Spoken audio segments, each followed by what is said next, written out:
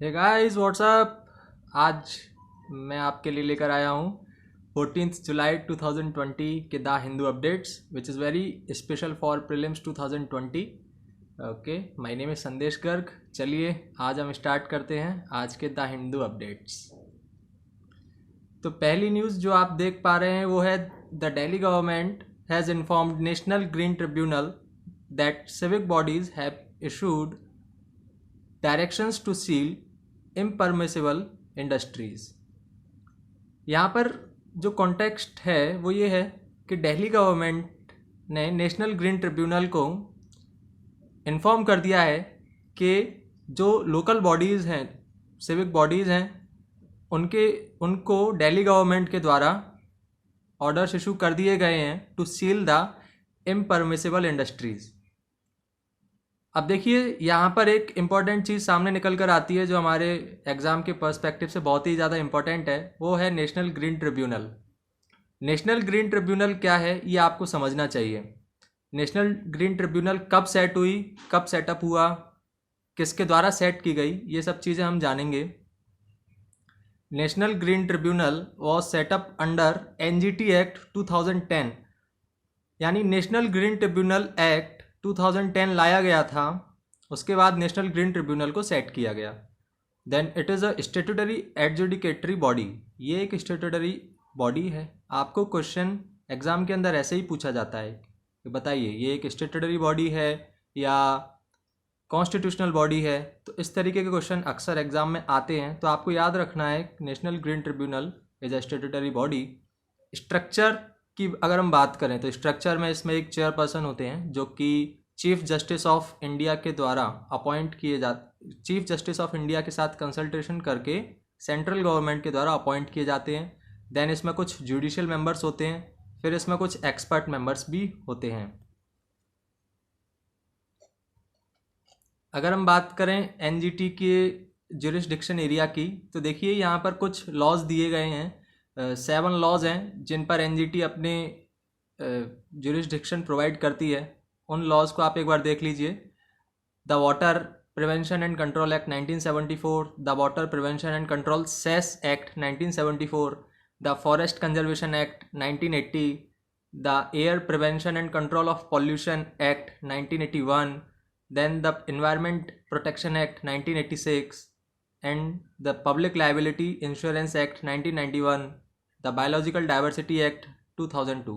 देखिए मैंने लास्ट के 2 लॉज इसलिए हाईलाइट किए हैं कि public liability insurance act 1991 and biological diversity act 2002, ये इंपॉर्टेंट है यहाँ पर याद रखने के लिए, क्योंकि जब बात अगर एनजीटी की होगी तो आप बाकी सारे लॉज को रिलेट कर पाएंगे, क्योंकि वाटर, फॉरेस्ट, एयर, एनवायरनमेंट, कोई सा भी एक्ट देख लीजिए आप, कोई ना कोई रिलेशन नेशनल ग्रीन ट्रिब्यूनल से उसका जोड़ ही लेंगे। लेकिन जब पब्लिक लाइबिलिटी इंश्योरेंस एक्ट और बायोलॉजिकल डाइवर्सिटी एक्ट ऑप्शन के अंदर मिलेगा आपको तो शायद आप कंफ्यूज हो जाएं, इसलिए मैंने उसको हाईलाइट भी किया है कि यही 2 एक्ट हैं जो आप याद रखें, बाकी तो आप कहीं ना कहीं से उसको रिलेट कर ही लेंगे। अब एनजीटी क्या प्रोवाइड कर सकता है, देखिए ये रिलीफ प्रोवाइड कर सकता है, ये कंपेंसेशन प्रोवाइड कर सकता है, ये रेस्टिट्यूशन प्रोवाइड कर सकता है, साथ ही साथ ये इम्प्रिजनमेंट भी देता है। अगर कोई वायलेशन ऑफ लॉज करता है तो उस बॉडी को या उस इंडिविजुअल को इम्प्रिजनमेंट भी दिया जा सकता है up to the 3 years। Then it can fine up to 10 crore, ये 10 करोड़ तक का फाइन लगा सकती है, या फिर दोनों ही, imprisonment as well as fine दोनों ही लगा सकती है। नेक्स्ट आर्टिकल है हमारे पास rapid antigen test versus RTPCR test. देखिए ये 2 टेस्ट लगातार न्यूज़ में बने हुए हैं कोविड-19 को लेकर, तो मैंने यहाँ पर आपको रैपिड एंटीजन टेस्ट और आरटीपीसीआर टेस्ट के बारे में कुछ इन्फॉर्मेशन देने की कोशिश की है। देखिए सबसे पहले हम 1 by 1 ये समझेंगे कि एंटीजन क्या होता है, एंटीबॉडीज़ क्या होती हैं, आरटीपीसीआर क्या है और इन टेस्ट को कैसे किया जाता है। तो starting from what are antigen, antigen क्या होते हैं। एंटीजन आप यहाँ पर लिखा हुआ है some foreign substances which attacks our immune system, यानी ऐसे फॉरेन सब्सटेंसेज जो हमारे इम्यून सिस्टम पर अटैक करते हों, उसको कमज़ोर करते हों, उनको हम एंटीजन कहते हैं। And then what are antibodies, antibodies are Y shaped protein in our plasma which is found in our blood which neutralizes pathogen. यानी पैथोजन्स को न्यूट्रलाइज करने के लिए हमारे ब्लड के अंदर एक प्रोटीन पाया जाता है, वाई शेप्ड प्रोटीन पाया जाता है प्लाज्मा के अंदर, उसको हम एंटीबॉडी कहते हैं। यहाँ पर आप एंटीजन और एंटीबॉडी के बीच का डिफरेंस जरूर से याद रखिए, क्योंकि क्वेश्चन के अंदर आपको ऑप्शन जो मिलेगा वो कंफ्यूजिंग हो सकता है। हो सकता है कि एंटीजन एक्सचेंज करके एंटीबॉडीज़ की डेफिनेशन के साथ रिलेट कर दें और एंटीबॉडीज़ को एंटीजन की डेफिनेशन के साथ रिलेट करके आपसे पूछ लिया जाए। अब आप देखिए कि RT-PCR क्या चीज़ है। RT for reverse transcription and then PCR for polymerase chain reaction. Reverse transcription polymerase chain reaction is RT-PCR। Why this test are done?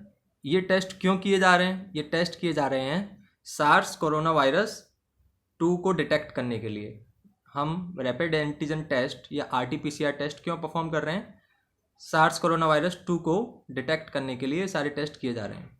अच्छा, सार्स कोरोना वायरस 2 से क्या क्या प्रॉब्लम होती है? देखिए, सबसे पहले जो एक्यूट प्रॉब्लम है वो है respiratory problem, severe acute respiratory problem. लेकिन अभी रिसेंट स्टडीज़ में ये भी बताया गया है कि ये बॉडी के दूसरे पार्ट्स को भी इफ़ेक्ट कर रहा है, जैसे ब्रेन है या किडनी है, दूसरे पार्ट्स को भी इफ़ेक्ट कर रहा है, उस पर भी रिसर्च चल रही है। अब हम बात कर लेते हैं कि ये टेस्ट आखिरकार किए कैसे जाते हैं। देखिए, रैपिड एंटीजन टेस्ट हो या फिर RT-PCR टेस्ट हो, दोनों ही आपके नेजल सैंपल्स को लेकर किए जाते हैं। आपके नेजल सैंपल्स को इकट्ठा किया जाता है, स्वैब किया जाता है और फिर उसके बाद ये टेस्ट लेबोरेटरी के अंदर परफॉर्म किए जाते हैं। Then what is the difference between both the test? जब दोनों के लिए सैंपल्स एक ही कलेक्ट हो रहे हैं, देन इन टेस्ट में डिफरेंस क्या है? तो बेसिक डिफरेंस दोनों में सिर्फ टाइम और रिजल्ट आउटपुट्स का है। रैपिड एंटीजन टेस्ट ज़्यादा से ज़्यादा 30 मिनट लेता है, 30 मिनट्स के टाइम में ये रिजल्ट दे देता है। और RT-PCR टेस्ट ज़्यादा से ज़्यादा 3 से 4 घंटे रिजल्ट्स को प्रोड्यूस करने के लिए लेता है। लेकिन RT-PCR टेस्ट के जो रिजल्ट्स होते हैं वो रैपिड एंटीजन टेस्ट के कंपैरिजन में मोर कन्फर्मेटरी होते हैं। ओके, चलिए नेक्स्ट आर्टिकल हमारे पास है, सुंदर पिचाई से Google will invest $10 billion in India. अब सुंदर पिचाई जो कि गूगल के CEO हैं, उन्होंने अब ये अनाउंसमेंट किया है कि over next 5 to 6 years Google will invest $10 billion in India. तो यहाँ पर हमारे लिए ये जानना ज़रूरी हो जाता है कि इंडिया के अंदर डिजिटल इंडिया एक इनिशिएटिव चल रहा है, उस इनिशिएटिव का क्या मोटो है और वो कब लॉन्च किया गया था। इस टाइप के क्वेश्चन भी अक्सर एग्जाम में आ जाता है। डिजिटल इंडिया इनिशिएटिव का मोटो है पावर टू एम्पावर। इसको लॉन्च किया गया था जुलाई 2015 में by the prime minister of India. इसको इम्प्लीमेंट करने वाली एजेंसी या इम्प्लीमेंट करने वाली मिनिस्ट्री है ministry of electronics and information technology. और कुछ इनिशिएटिव्स जो डिजिटल इंडिया प्रोजेक्ट के अंडर में लिए गए हैं वो हैं Bharat net project, my government, UMANG, DigiLocker, PAHAL, DigiDhan. तो आप यहाँ पर ये सब देख सकते हैं। अब आज हम मैपिंग से भी रिलेटेड कुछ न्यूज़ देखेंगे। देखिए, आज एक न्यूज़ थी, second phase disengagement talks to be held at Chushul between India and China. तो चुशूल करके एक जगह है पेंगोंग सो लेक के पास, वहाँ पर इंडिया और चाइना के बीच सेकेंड फेज़ की डिसएंगेजमेंट टॉक्स होने वाली हैं। अभी आप न्यूज़ में लगातार सुन ही रहे होंगे कि भारत और चीन के बीच लगातार बातचीत चल रही है। उसी बातचीत का दूसरा फेज़ आज चुशूल जगह के पास होना है। तो आप यहाँ पर लोकेशन देख लीजिए, पेंगोंग सो लेक है और इस पेंगोंग सो लेक के पास ही ये लोकेशन है जिसको हमने पॉइंट के थ्रू मार्क किया हुआ है। ऊपर लिखा हुआ है Chushul is a place in the Leh district of Ladakh. आपको ये भी याद रखना है कि चुशूल कहाँ पर है, ये लद्दाख में है, लद्दाख के लेह डिस्ट्रिक्ट में मिलेगा आपको। कुछ इंपॉर्टेंट लोकेशंस जो आपको इससे रिलेटेड याद रखनी है वो है Pangong Tso lake, Galwan valley, Durbuk, Daulat Beg Oldi, LAC, hot spring, Hemis National Park. चलिए मैं आपको ये सारी लोकेशंस अगली स्लाइड में बताता हूँ कहाँ पे क्या है। देखिए यहाँ पर पेंगोंग त्सो लेक के पास ही हॉट स्प्रिंग है, और उससे ऊपर अगर हम नॉर्थ की तरफ जाएंगे तो गलवान वैली मिलेगी। पेंगोंग त्सो लेक के बारे में अगर मैं बात करूं तो ये 5 किलोमीटर चौड़ी है, 5 किलोमीटर वाइड है, और लगभग 134 किलोमीटर इसकी लेंथ है। और इसका कुछ हिस्सा इंडिया में है और कुछ पार्ट इसका ऑटोनोमस रीजन तिब्बत में है। आप यहाँ पर मैप के थ्रू अच्छे से समझ सकते हैं कि लद्दाख के वेस्ट साइड जम्मू कश्मीर है, उसके अगर ऊपर अगर हम नॉर्थ वेस्ट साइड में देखेंगे तो गिलगिट है, और लद्दाख के ऊपर जस्ट नॉर्थ में अगर हम देखें तो सियाचिन ग्लेशियर है। एक सक्सगम वैली भी है जो कि चाइना ने पाकिस्तान को दे रखी है इल्लीगली। और यहाँ पर सारी लोकेशंस हम देख पा रहे हैं, LAC और अक्साई चीन और लद्दाख, ये इंपॉर्टेंट लोकेशंस हैं, ये आपको याद रखना है। अब हम बात कर लेते हैं कि रिसेंटली जो डेवलपमेंट्स हो रहे हैं इन द वर्ल्ड उनके बारे में। Recently Iranian transport and urban development minister inaugurated the track Chabahar Zahedan line. तो ज़हेदन लाइन और चाबार पोर्ट के बारे में आपने काफ़ी बार सुना होगा। ये ईरान में है। ईरान, अफ़गानिस्तान और इंडिया के बीच में एक ट्राइलेटरल एग्रीमेंट हुआ था जिसके तहत ये चाबार पोर्ट डेवलप किया जा रहा था। लेकिन अभी रिसेंटली ईरान का ऐसा कहना है कि इंडियन गवर्नमेंट ने फंडिंग को थोड़ा लेट किया, इस वजह से हम इसको अपनी खुद की फंडिंग से चालू कर रहे हैं। एक्चुअली में ये डेवलपमेंट इसलिए देखने को मिला है क्योंकि चाइना ने इसमें इंटरफेयर किया है, और चाइना कुछ फंडिंग दे रहा है ईरान को। अप्रॉक्स $400 बिलियन की फंडिंग चाइना ने ईरान को प्रोवाइड की है, और ईरान ने उसके बाद रिसेंटली लास्ट वीक में ही चाबार पोर्ट का काम खुद ब खुद चालू किया है। जैसा हेडलाइन में आप देख रहे हैं कि अर्बन डेवलपमेंट मिनिस्टर हैं उन्होंने चाबार पोर्ट का काम द्वारा से इनॉग्रेट किया है।